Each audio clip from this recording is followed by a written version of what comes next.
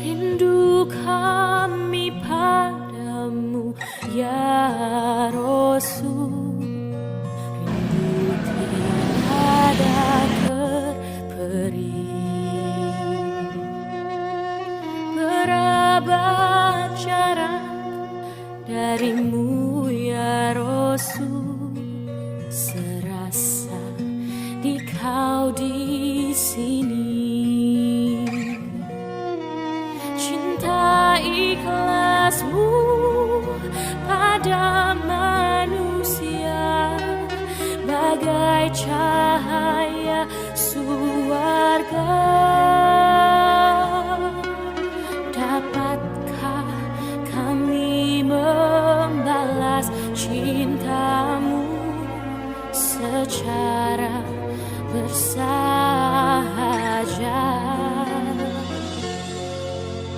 Rindu kami padamu ya Rasul, rindu tiada terperi.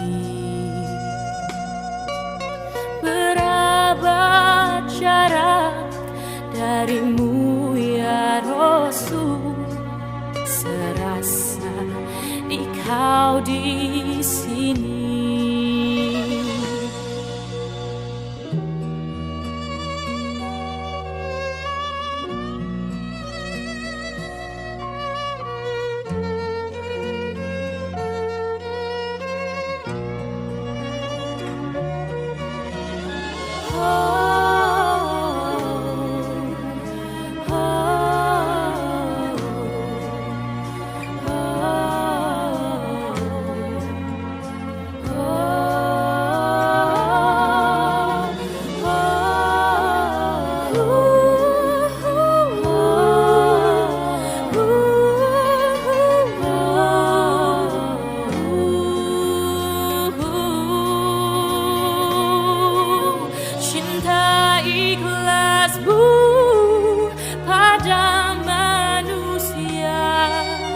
Bagai cahaya surga.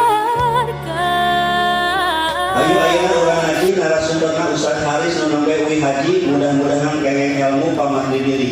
Dinten Kemis ka Pangandaran ka Ustaz Haris mangga dihaturan. Innal hamdalillah nahmaduhu wa nasta'inuhu wa nastaghfiruh wa na'udzu billahi min shururi anfusina wa sayyiati a'malina.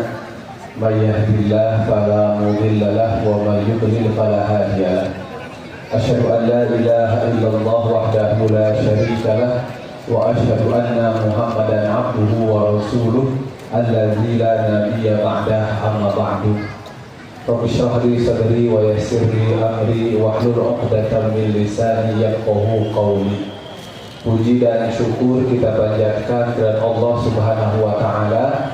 Alhamdulillah pada pagi hari ini kita bisa berkumpul sebagaimana biasa di Masjid PB Persis di Piade dalam keadaan sehat walafiat.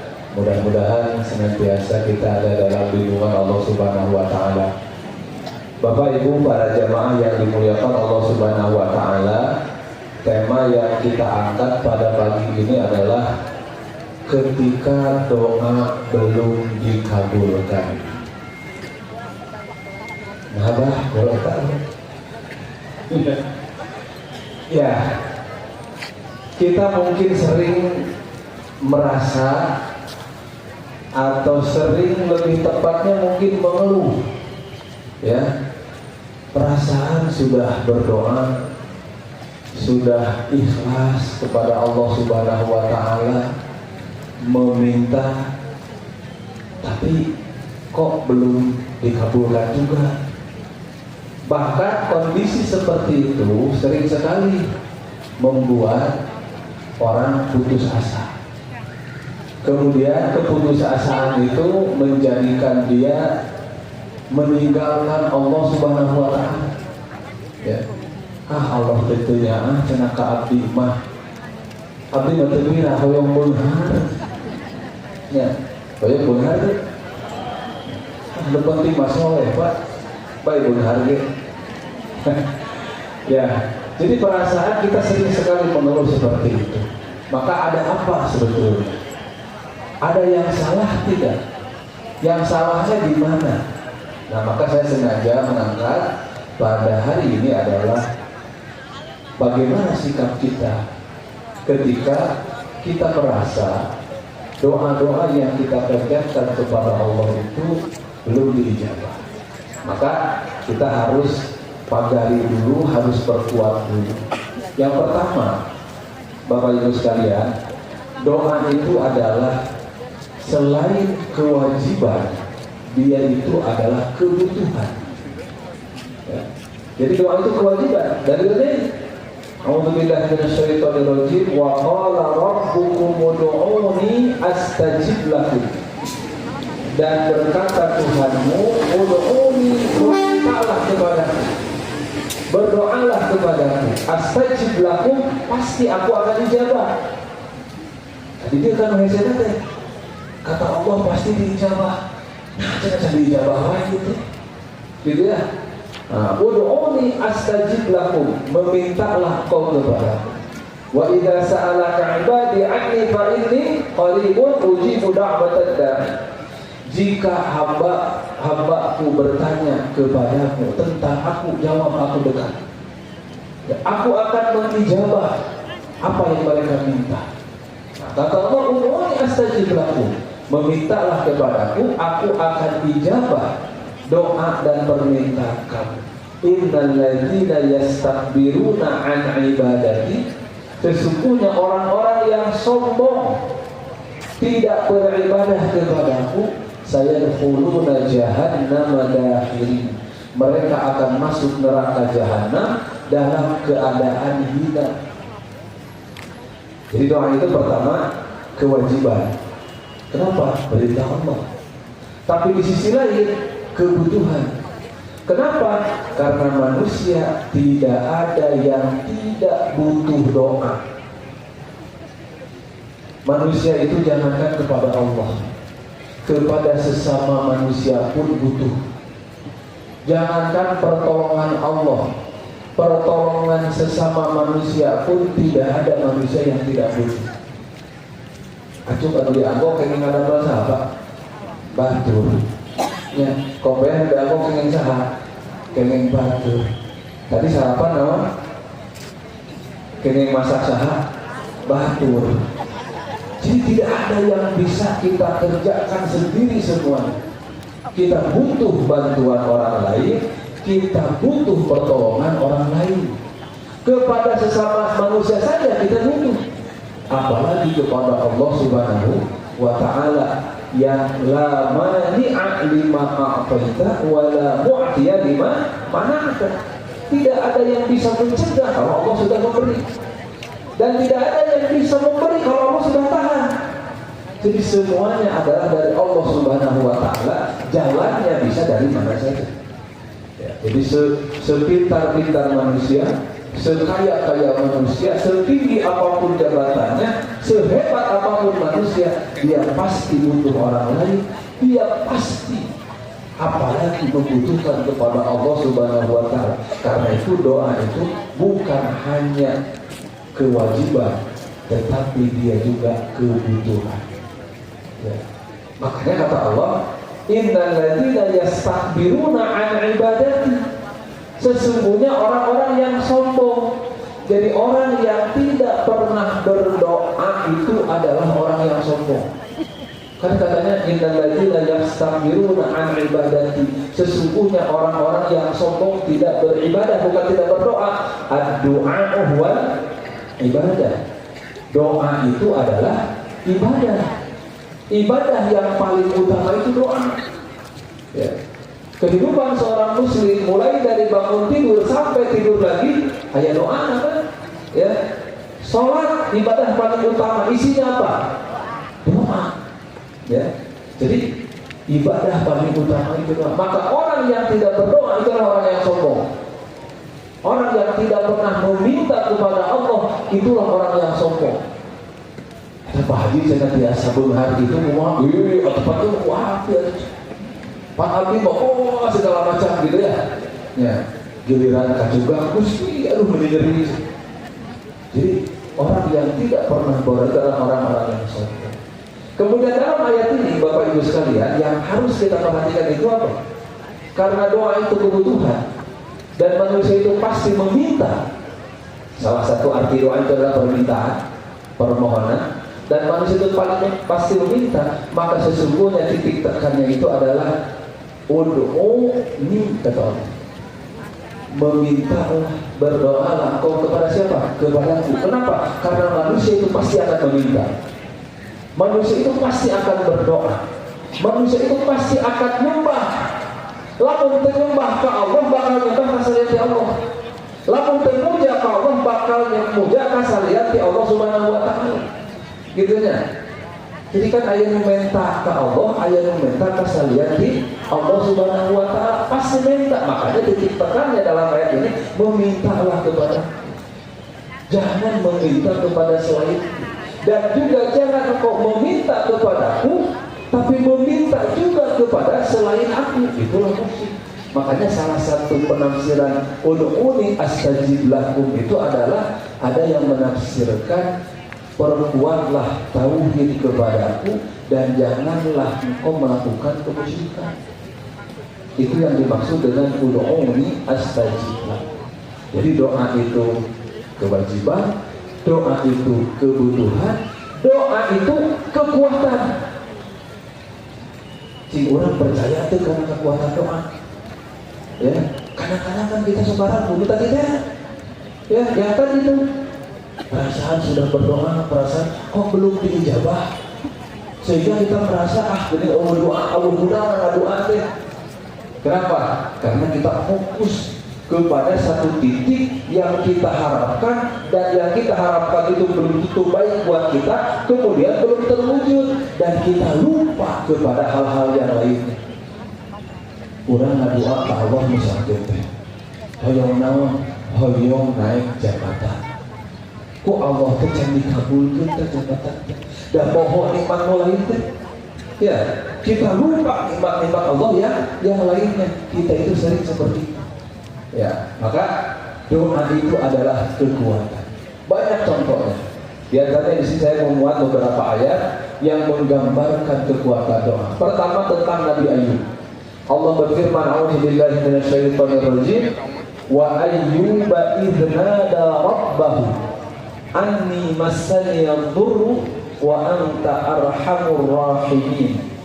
Fastajabna lahu fakashafna ma bihi min dhurrin wa atainahu ahlahu wa mithlahum ma'ahum rahmatan min 'indina wa dzikra lil 'abidin." Dan Ayub, ketika Ayub berdoa menyeru kepada Tuhannya, "Anni massani ad-durru," sesungguhnya aku tertimpa penyakit yang sangat berat. "Wa anta arhamur rahimin," dan engkau yang maha pengasih juga maha penyayang. Fastajabna lahu, maka kami ijabah doanya. Fakashafna ma bihi min durrin, kami singkirkan penyakit yang ada pada dirinya. Wa atainahu, dan kami berikan kepadanya, kembalikan kepadanya. Wa ahlahu, dan juga keluarganya. Wa mithlahum, dan kami gandakan ma'ahum, bersama mereka, rahmatan, sebagai rahmat, min indina, dari sisi kami, wa dzikra, dan sebagai peringatan, lil 'abidin, untuk orang-orang yang beribadah. Nabi Ayub diuji oleh Allah Subhanahu wa taala penyakit yang sangat berat. Penyakit Nabi Ayub itu penyakit kulit, sampai kulitnya itu membusuk, sampai orang-orang menjauhi dari dirinya, anak-anaknya diwafatkan. Nabi itu orang kaya, hartanya habis. Ya, hartanya habis kenapa? Karena beliau sakit. Berapa lama sakitnya Nabi Ayub? 18 tahun. Jadi Nabi Ayub itu sakitnya 18 tahun sampai hilang semua harta bendanya. Untungnya istri Nabi Ayub setia menemani, dan ada 2 orang temannya yang senantiasa setia menemani Nabi Ayub. Sisanya semuanya menjauhi Nabi Ayub. Sabara tahun 18 tahun. Jadi kalau kita punya anak lahir ya sakit, mungkin sembuh nanti pas bulan mereka 18 tahun. Itulah kesabaran Nabi Ayub. Dan Nabi Ayub berdoa kepada Allah, wa anta arhamur rahimin. Jadi seberat apapun penyakit yang aku terima, tetapi aku yakin Engkau Maha Pengasih, Maha Penyayang, Maha Penyayang. Maka oleh Allah diijabah doanya setelah berapa tahun? Setelah 18 tahun. Jadi mungkin kalau sekarang ini penyakit yang secara medis mungkin sudah tidak bisa disembuhkan, ya. Tetapi ternyata kekuatan doa Nabi Ayub menyembuhkan Nabi Ayub. Ya. Makanya dalam Al-Quran disebutkan inna wajadnahu sabiran ni'mal abdu innahu awwab. Itu dari Allah kepada Nabi Ayub. Inna wajadnahu sabiran, kami mendapatkan Ayub itu orang sabar. Ni'mal abdu, sebaik-baiknya hamba Nabi Ayub itu. Ya. Innahu awwab, dia itu awwab. Awwab itu orang yang taat kepada Allah Subhanahu wa ta'ala. Ya, jadi itulah contoh pertama Nabi Ayub. Kekuatan apa? Kekuatan doa. Dan ada satu keajaiban, ya. Jadi Nabi Ayub baru sembuh dari sakit, masih lemah, dan dia ingin air. Kata Allah, urqud birijlika, coba hentakkan kakimu, ya, hentakkan kakimu, tincakeun suku maneh, cing tarik. Ya, karena tanya, urqud birijlika hadza mughtasalun baridun wa syarab, maka keluarlah air dari tanah tersebut untuk minum dan mandinya Nabi Ayub. Ya, dalam ayat lain. Jadi ini contoh pertama, contoh Nabi Ayub. Yang kedua, wa Dzannun. Siapa itu Dzannun? Dzannun itu Nabi Yunus. Ya. Wa Dzannun idz dzahaba mughadiban, dan Dzannun atau Nabi Yunus. Jadi An-Nun itu adalah ikan paus. Dalam tafsir disebutkan al-hut, ya. Wa Dzannun dan sahibun nun. Jadi pemilik ikan paus atau yang di tengah ikan paus. Siapa? Nabi Ayub. Idzahaba mughadiban, ketika dia pergi dalam keadaan marah. Jadi Nabi Yunus ini diutus oleh Allah di kaum Madian, kemudian berdakwah di kaumnya itu selama 33 tahun, tetapi tidak ada yang beriman. Yang beriman hanya sedikit, gitu ya. Sampai Nabi Yunus ini merasa kecewa, marah, frustasi, zahaba mughadiban. Beliau pergi dalam keadaan marah. Fa dhanna an lan naqdir alaihi, dia menyangka tidak lan naqdir alaihi, tidak akan mampu, ya, bahwa kami tidak akan mampu menyulitkannya. Fanada fi zulumat, maka dia berdoa di dalam kegelapan. Dan maksud di dalam kegelapan ini adalah di dalam kegelapan ikan paus, ya, di dalam kegelapan paus. Alla ilaha illa anta subhanaka inni kuntu minadh dhalimin. Alla ilaha illa anta, tidak ada Tuhan selain Engkau. Inni kuntu minadh dhalimin, sesungguhnya aku termasuk orang-orang yang zalim. Jadi Nabi Yunus marah kepada kaumnya, kemudian tidak sabar karena kaumnya tidak beriman, dan ini ditegur oleh Allah Subhanahu wa ta'ala. Di dalam surat As-Saffat dijelaskan, ya, idz abaqa ilal fulkil mashhur. Nabi Yunus ini kabur. Ikut ke mana? Ilal fulkil mashhur, ikut ke kapal yang sudah penuh penumpangnya. Ya. Kemudian si kapal itu berlayar. Tetapi di tengah perjalanan kapal ini mau tenggelam, ya, mau tenggelam. Kemudian si awak kapal itu menyuruh untuk melemparkan semua barang yang ada di kapal. Terus dilemparkan ke barang kesadayana akar kapalnya, ya. Kemudian berarti ini penumpangnya yang harus keluar, Pilihannya dua, semua tenggelam, semua mati. Atau ada yang mau berkorban, loncat ke laut, gitunya, otomatis dia resikonya meninggal, tapi yang lain selamat.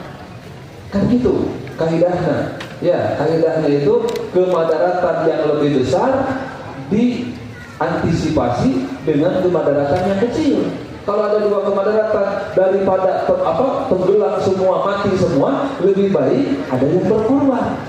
Nah, kemudian untuk dipilih yang kedua, untuk menentukan siapa yang berkorban itu, siapa anu terjun ngajeleng kana laut teh, diundi.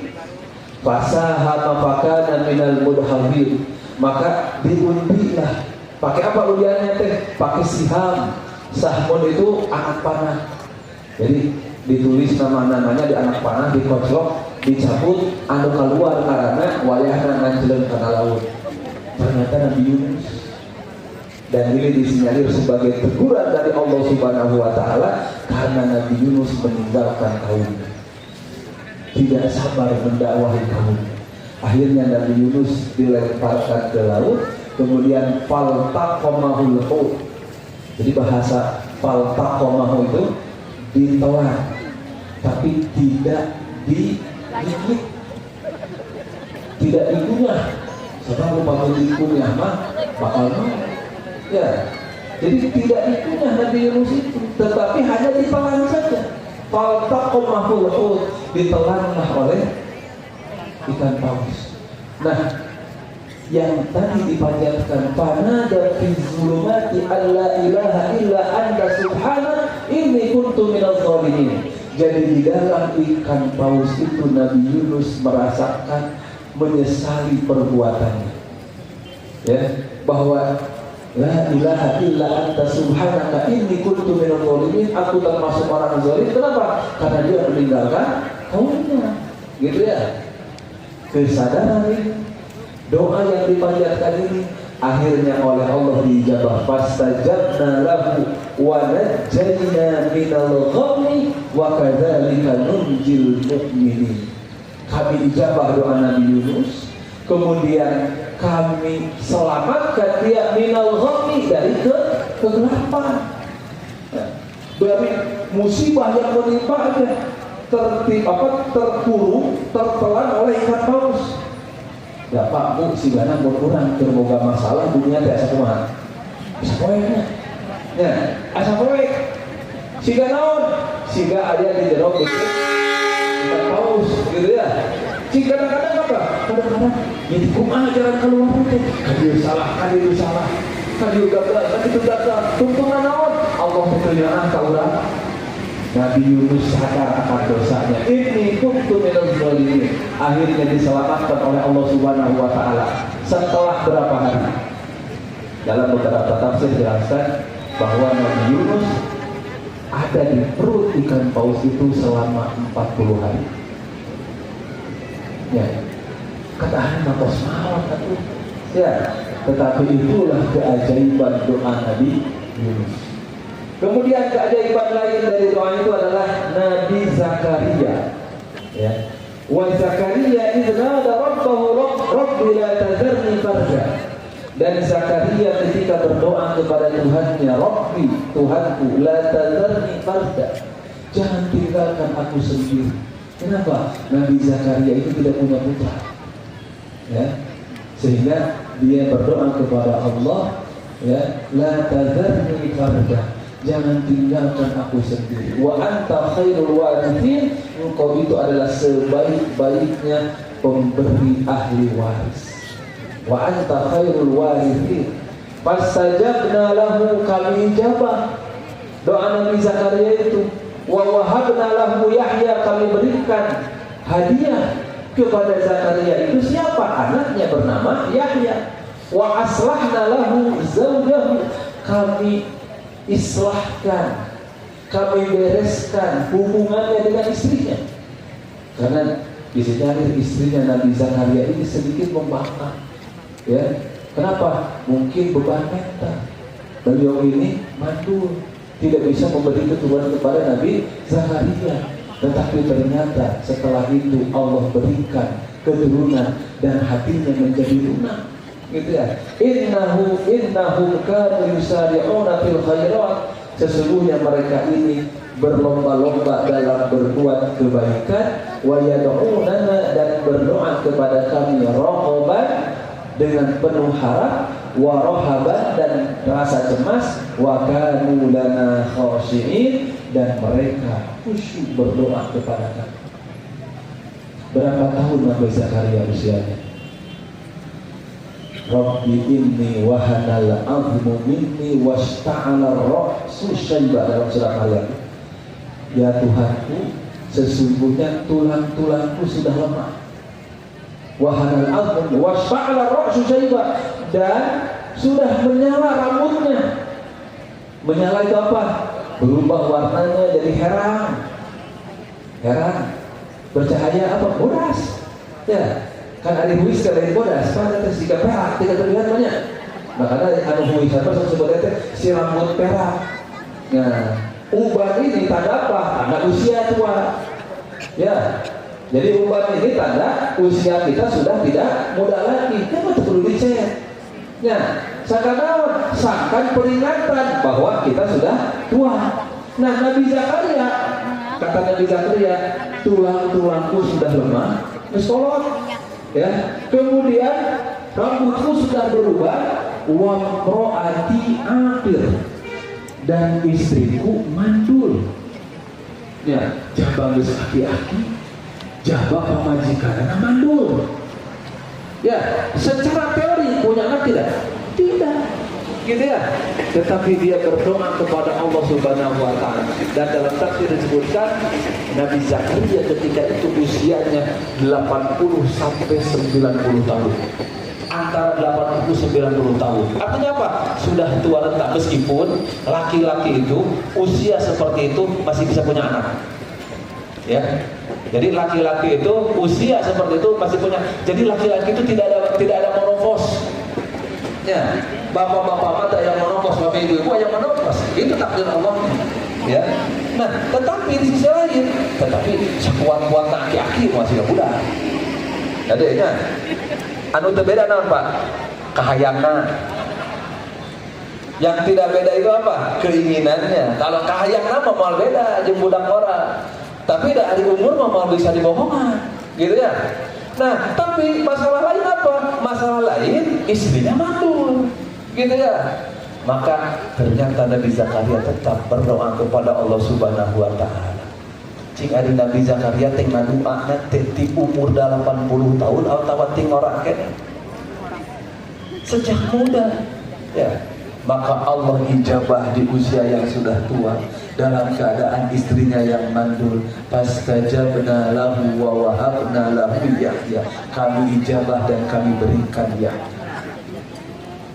Jadi tidak ada yang mustahil dengan doa itu, ya. Tidak ada yang mustahil.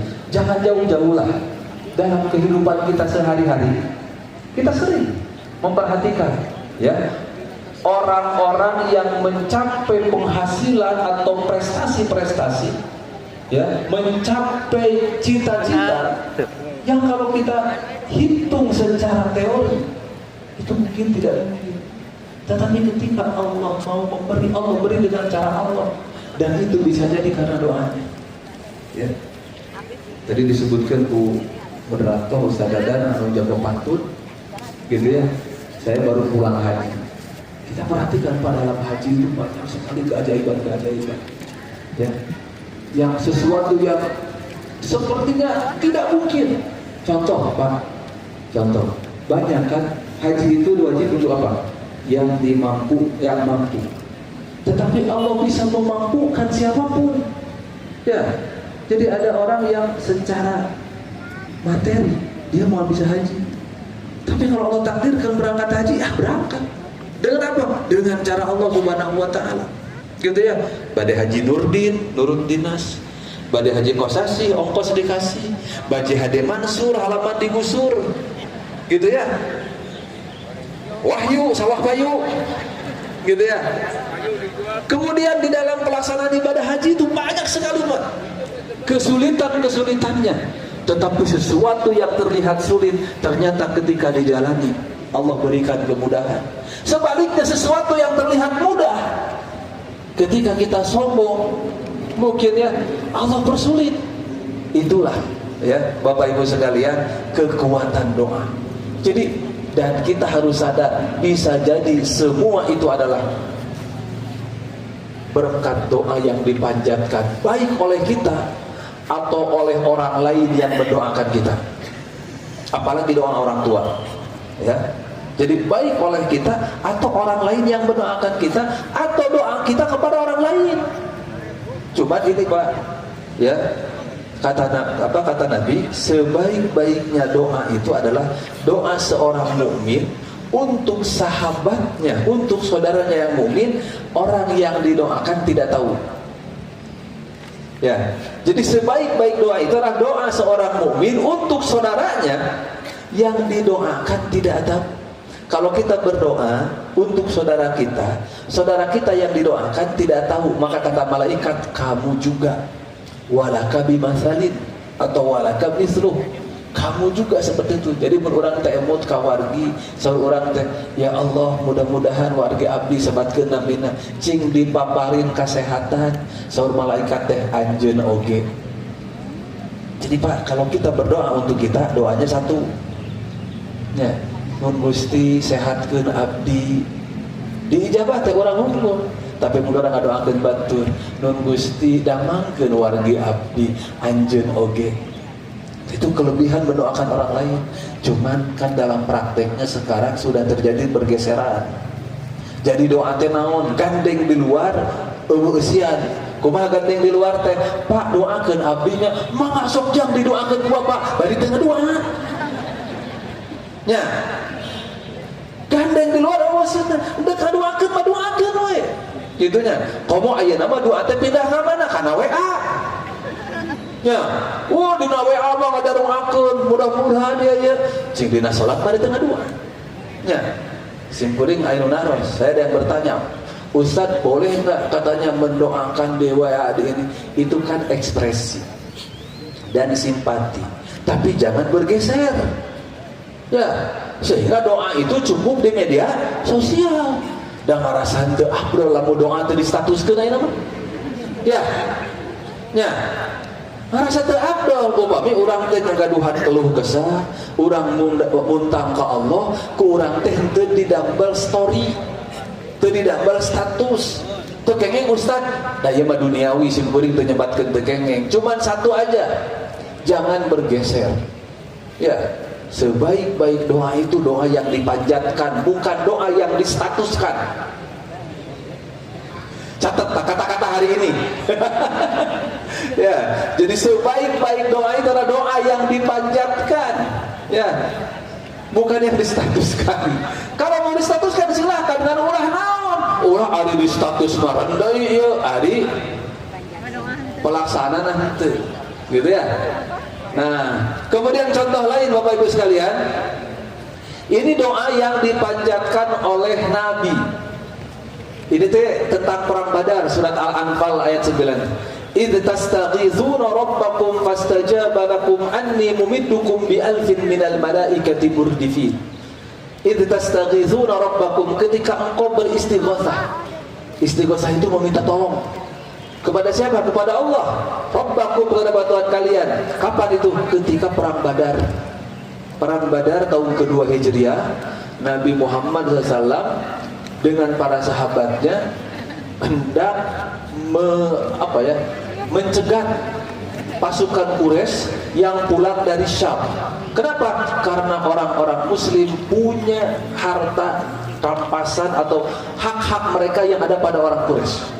Ketika orang Quraisy mengetahui bahwa kaum muslimin bersiap untuk menghadang mereka, mereka meminta bantuan ke Mekah.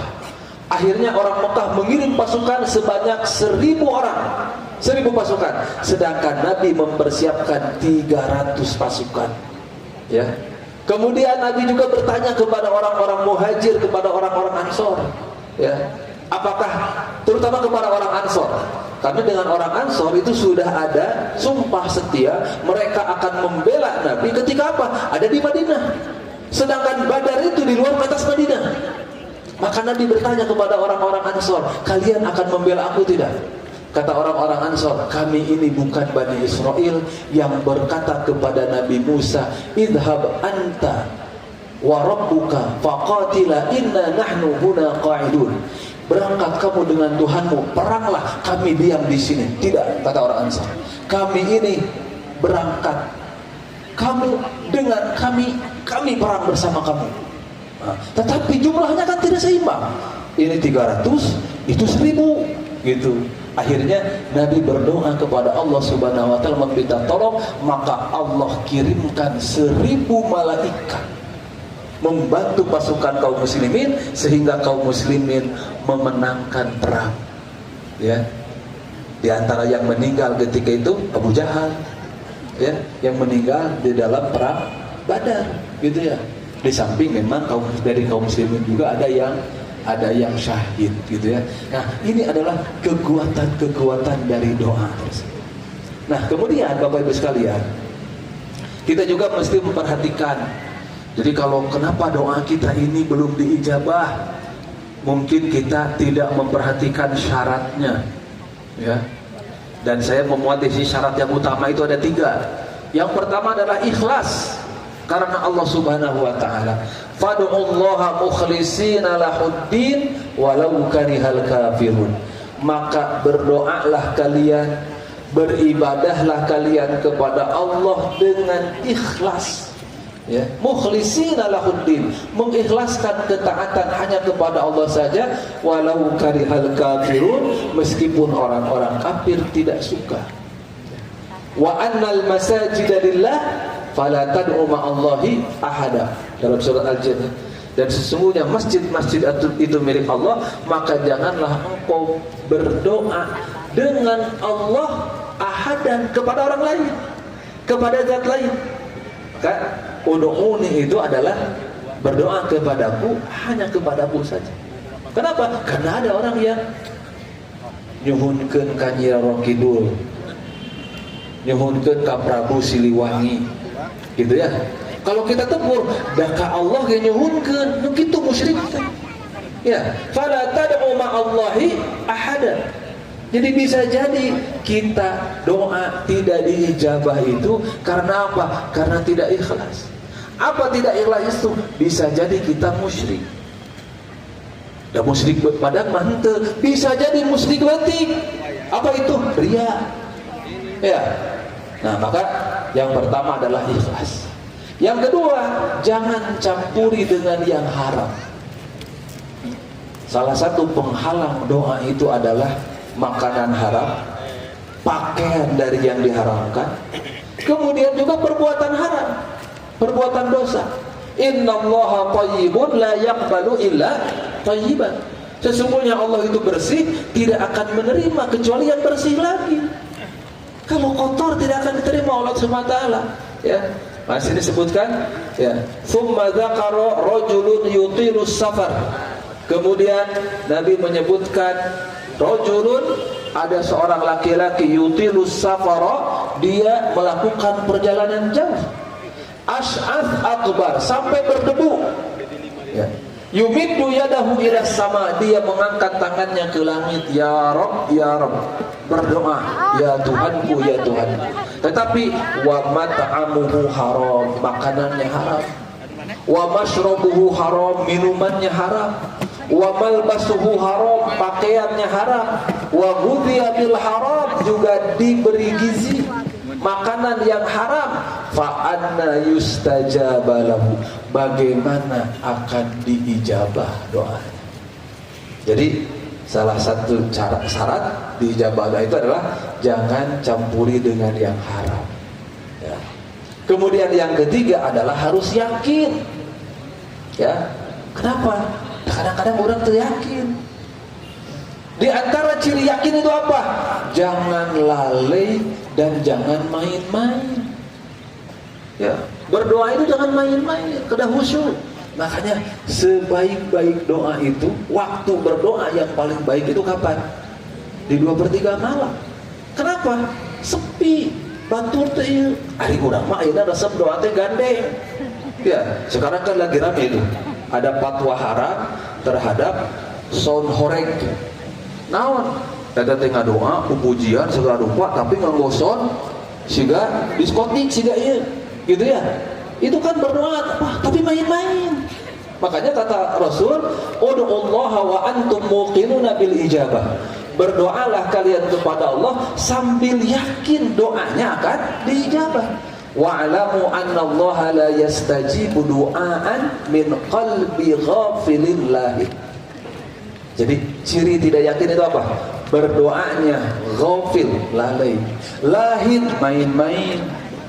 Gitu ya. Jadi doanya main-main. Dinyanyikan, bari nyanyian ngadoa teh. Gitu ya. Itu apa? Lahin, ya. Tidak khusyuk. Makanya berdoa kepada Allah itu disebutnya munajat. Munajat itu apa? Munajat itu berdialog dengan Allah. Ya. Munajat itu berbicara di dalam hening, di dalam sepi. Itu munajat. Ya. Nah, kemudian ikhlas sudah. Makanan, minuman yang haram sudah ditinggalkan. Yakin gitu cenah ke Allah teh. Tidak sambil main-main berdoanya juga, tapi belum juga diijabah. Ya. Maka harus kita pahami pertama hadis ini, ya. Karena kita memahami ijabah doa itu, apa yang kita minta Allah berikan kontan. Ya Allah, abdi teh hoyong mobil, hoyongna teh enjing teh aya di garasi da mobil teh. Siga budak menta jajan ka kolotna, mak, bapak nyuhunkeun artos, mamah nyuhunkeun artos 50.000, sok 50.000. Tak urang ka Allah teh sok itu. Ya, padahal ternyata ijabah itu tidak selamanya seperti itu. Ada yang seperti itu. Makanya kata Nabi, ma min muslimin, tidak ada seorang muslim yad'u bi da'watin, dia berdoa dengan satu permintaan, dengan satu doa, laisa fiha itsmun. Nah, ini tadi menegaskan syarat yang tadi. Laisa fiha itsmun, tidak ada pada doa tersebut dosa. Jadi berdoa tidak dicampuri dengan perbuatan dosa. Ada ayat untuk pernah dosa. Minimal kita sadar terhadap dosa kita, kita istighfar. Minimal kita sadar terhadap dosa kita, kita kurangi, kita usahakan dosa itu kita jauh. Selama kita berdoa kepada Allah tidak dicampuri doanya dengan dosa. Wala qati'atu rahmin, doanya tidak dicampuri dengan apa? Memutus silaturahim. Kenapa? Karena memutus silaturahim itu bisa menyakiti orang lain, bisa tanda kutip menzalimi orang lain. Kalau orang yang dizalimi itu berdoakan kepada kita doa kejelekan, diijabah doanya, gitu ya. Maka selama kita berdoa, dalam doa itu tidak ada dosa, dalam doa itu tidak ada pemutus silaturahim, illa a'tahu Allahu biha ihda thalathin, kecuali Allah beri salah satu dari 3 hal. Ternyata ijabah doa teh tidak satu bentuk, tapi setidaknya ada 3 bentuk. Pertama, imma an yu'ajjala lahu da'watahu, bisa jadi Allah segerakan permintaannya. Ya. Jadi bisa jadi dia minta Allah langsung kasih, gitu ya. Tetapi bisa jadi wa imma ayyudakhiraha lahu fil akhirah, bisa jadi Allah simpan, nanti Allah berinya di akhirat, ya. Atau bisa jadi di dunia, cuman kalau di dunia masih yu'ajjil, tapi mungkin saja nanti pas waktunya tepat Allah beri, gitu ya. Nah, kemudian wa imma ayyasrifa anhu minassu'i mithlaha, bisa jadi yang diminta tidak Allah beri, tetapi oleh Allah dia singkirkan, dia hindarkan dari kejelekan, dari musibah, dari keburukan yang semisalnya. Maksudnya apa semisalnya itu? Kalau kita minta kepada Allah Subhanahu wa taala, misalkan, ya Allah berilah aku rizki yang banyak, atau bahasa cohak nama Gusti abdi hoyong beunghar, menang teu? Kenging teu? Kenging. Tetapi secara hitungan manusiawi kita itu tidak dijadikan orang kaya oleh Allah teh. Ya, tidak jadi orang kaya teh. Cing, itu teh tidak dijabah belum tentu. Bisa jadi yang kita minta Allah tidak beri, tapi Allah singkirkan kita dari keburukan yang kalau dinilai sama dengan kebaikan yang kita minta. Orang teh teu beunghar, ngan ku Allah teh dipaparin kesehatan, ngan ku Allah teh dipaparin budak barager. So, ngan ku Allah teh urang teh ditakdirkeun teh teu loba masalah. Sehingga tuang raos nya, kulem raos, kitu nya, ngopi raos. So, da tuang maraos keneh nu macul na tibatan nu boga sawahna. Leres teu? So, sabab naon? Nu macul mah teu loba pikiran, Pak. Macul dahar geus beres, dunia teh sakitu. Nu boga sawah mah ngemutan. Nya. Diabetes nu boga sawahna mah. Ya. Makan gembul keneh supirna tibatan nu boga mobilna. Sabab naon? Teu mikiran ngabengsina, teu mikiran mayar pajak, teu mikiran naon, gitu ya. Nyupiran bawa ke restoran, nu boga mobil nama setengah nasi teh, ieu mah nambah. Gitu ya. Kenapa? Jadi bisa jadi Allah tidak beri apa yang dia minta, tapi beri kenikmatan lain. Allah singkirkan ke apa? Sok mending mana Pak? Allah beri harta kita jadi orang kaya, tapi penyakit mah jantung, gula, segala rupanya. Waduh, beunghar urang teh. Gitu ya. Maka itulah kita jangan suudzon kepada Allah. Maka kata Allah, bisa jadi apa yang diminta Allah tidak beri, tapi ada kejelekan yang hampir menimpa, Allah singkirkan kejelekan itu. Jadi tidak ada yang menimpa kita kecuali itu adalah rencana Allah Subhanahu wa taala. Kata Ibnu Hajar, kullu da'in yustajaba lahu. Setiap doa itu pasti dijabah, walakin tatanawwa al-ijabah. Tetapi ijabah doa itu macam-macam. Gitu ya. Nah, kalau ada hadis lain itu disebutkan, la yaruddul qada illa du'a. Tidak bisa mencegah qada kecuali doa. Ya. Kecuali doa. Kenapa? Kita tidak tahu takdir kita di mana. Kita tidak tahu qada kita itu di mana. Maka kita berdoa kepada Allah Subhanahu wa taala, maka qada kita yang akan menimpa itulah yang terbaik menurut Allah. Bisa jadi bukan yang kita minta yang menimpa kepada kita, tapi ternyata itulah yang paling dibutuhkan oleh kita. Jadi matematika atau pakai logika orang terus. Gitu ya. Tapi bagaimana ketika kita ditutup oleh Allah satu pintu, lihat pintu-pintu lain. Ya. Ya orang masuk fokus karena naon, fokus karena kahayang, lain fokus karena kabutuh. Eta masalahnya. Jadi masalah hirup berat naon? Sabab antara gaya hirup itunya jeung kabutuh hirup teh teu saimbang, gitu ya. Nah, maka inilah yang harus kita perhatikan. Nah, kemudian Pak Bu, kalau doa itu kita rasakan kok terlambat diijabah itu, pasti ada hikmah. Ya, pasti ada hikmah. Pertama, hikmahnya itu adalah Allah lebih tahu mana yang lebih baik buat kita. Yang kita minta itu baik menurut kita. Tetapi yang kata kita baik belum tentu baik menurut Allah. Ya, yang kita tidak minta atau yang kita minta kepada Allah untuk disingkirkan, dijauhkan dari kita, itu kata kita jelek. Tapi kata Allah mungkin saja di balik itu ada kebaikan. Ya. Maka firman Allah, wa asa an takrahu syai'an wa huwa khairul lakum. Bisa jadi engkau membenci satu perkara tapi itu baik buat kalian. Wa asa an tuhibbu syai'an wa huwa syarrul lakum. Bisa jadi engkau membenci satu perkara, mencintai satu perkara padahal itu jelek buat kalian. Wallahu ya'lamu wa antum la ta'lamun. Allah itu Maha mengetahui sedangkan engkau tidak tahu. Allah belum kabulkan agar kita tidak berhenti berdoa. Jadi doa Pak kedah kekeh dan kukuh. Ya, disebutnya itu ilhah. Ya. Jadi ini kedah kekeh dan kukuh. Dia makarek menta sekali. Allah itu sangat senang kepada hambanya yang meminta. Kalau kita minta kepada manusia sekali itu dibere datang deui. Dua kali itu dibere datang deui katilu diusir. Allah itu senang. Lallahu asyaddu farahan. Allah itu sangat senang. Ya, dari siapa? Dari hambanya yang senantiasa meminta. bisa jadi belum Allah kabulkan itu agar apa? Agar kita terus minta. Dan Allah senang, gitu ya. Sebab biasanya kalau sudah diberi lupa. Ya.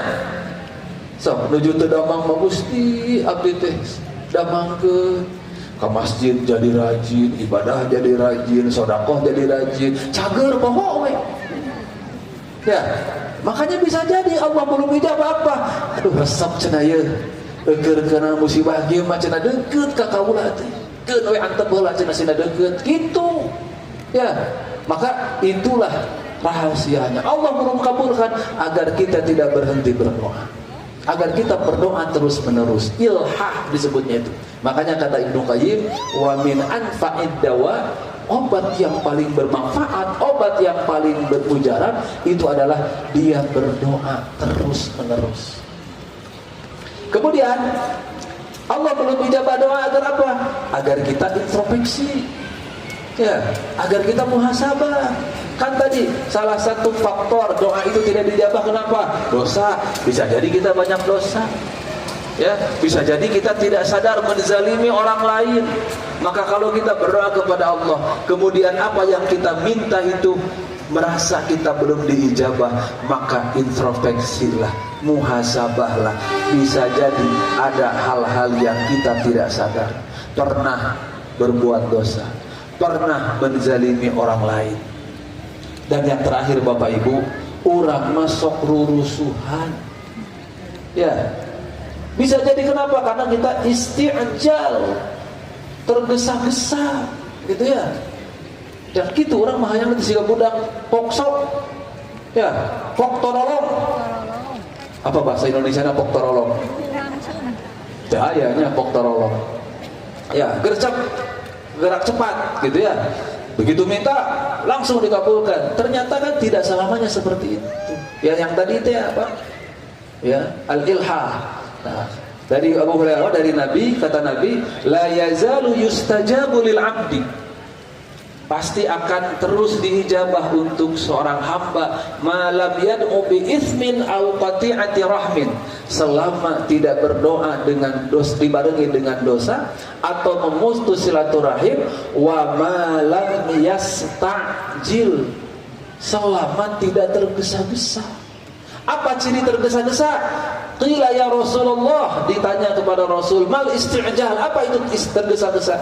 Qala yaqulu qad da'autu wa qad da'autu falam yustajab li.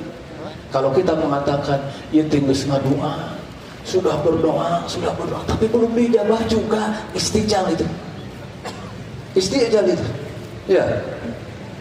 Pak, tadi saya ngasih beberapa contoh di awal. Nabi Ayub, Nabi Yunus, Nabi Zakaria, Nabi Muhammad, gitu ya. Mungkin Bapak Ibu sekalian, Ustadz eta mah atuh nabi. Nabi mah mukjizat, iya. Tapi lihat prosesnya. Nabi Ayub berapa tahun? 18 tahun. Nabi Zakaria berapa tahun? Sampai usia 80-90 tahun. Nabi Yunus berapa hari? 40 hari, gitu ya. Nabi Ayub sakit 18 tahun, sabar, berdoa kepada Allah. Orang makarek sabulan geus kadukun. Itu isti'jalnya itu. Ya, maka selama kita tidak isti'jal. Apa itu isti'jal? Da'autu walam yustajab. Aku berdoa tapi Allah belum ijabah. Ketika kita mengatakan seperti itu, berarti kita sudah isti'jal. Selama istiqjal maka Allah tidak akan kabulkan. Dan sering hal itu menjual apa? Fayastahsir. Apa yastahsir itu? Frustasi, putus asa. Ya inda dzalika, pada hal tersebut wa yada'ud doa. Akhirna teu ngadoa deui. Akhirna teu ibadah deui. Punten banyak misalkan orang ke masjid, ya, memperbanyak ibadah. Kenapa? Ada maksud. Ya, ada maksud.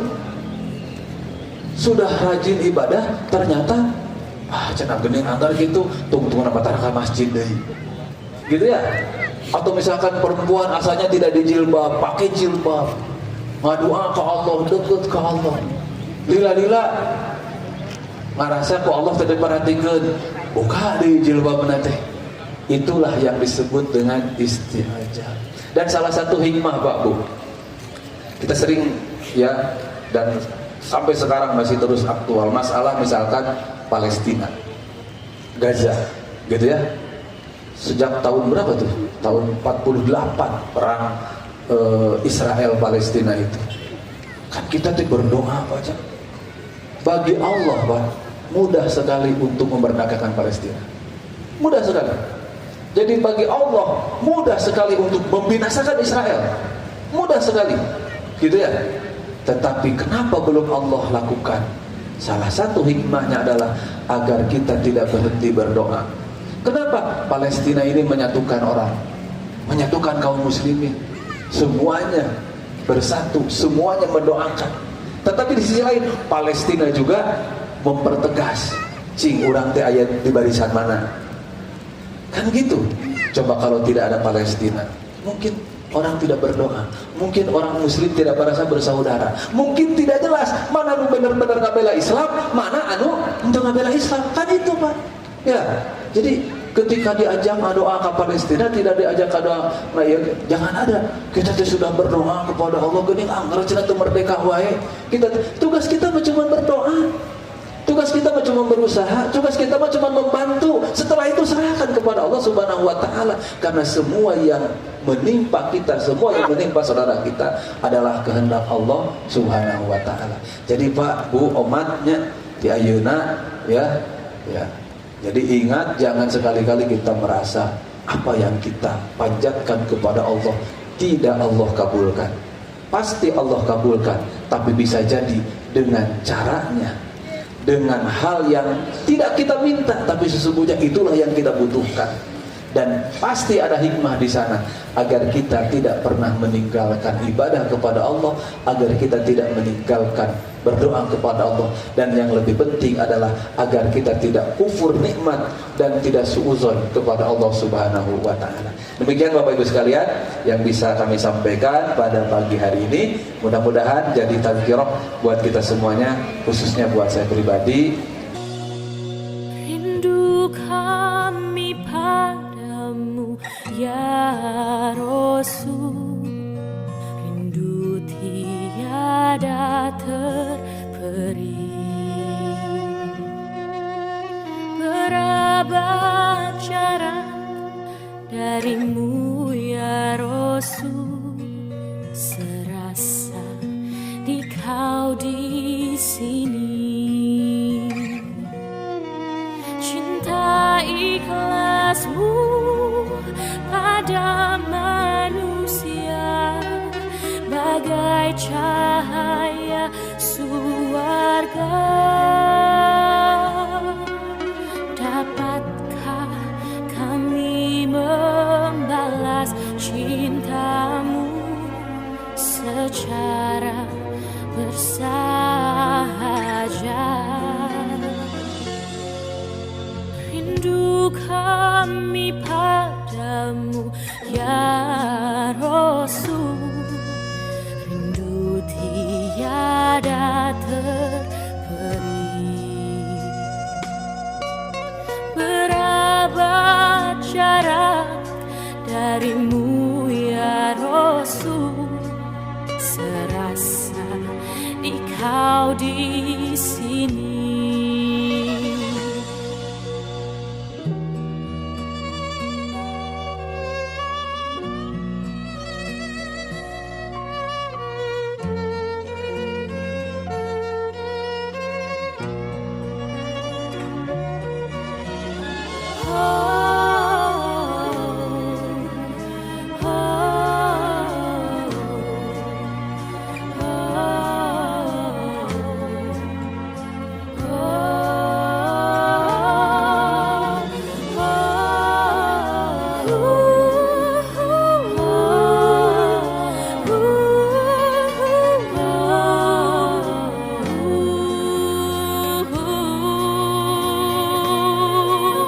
Cinta ikhlasmu pada manusia bagai cahaya surga.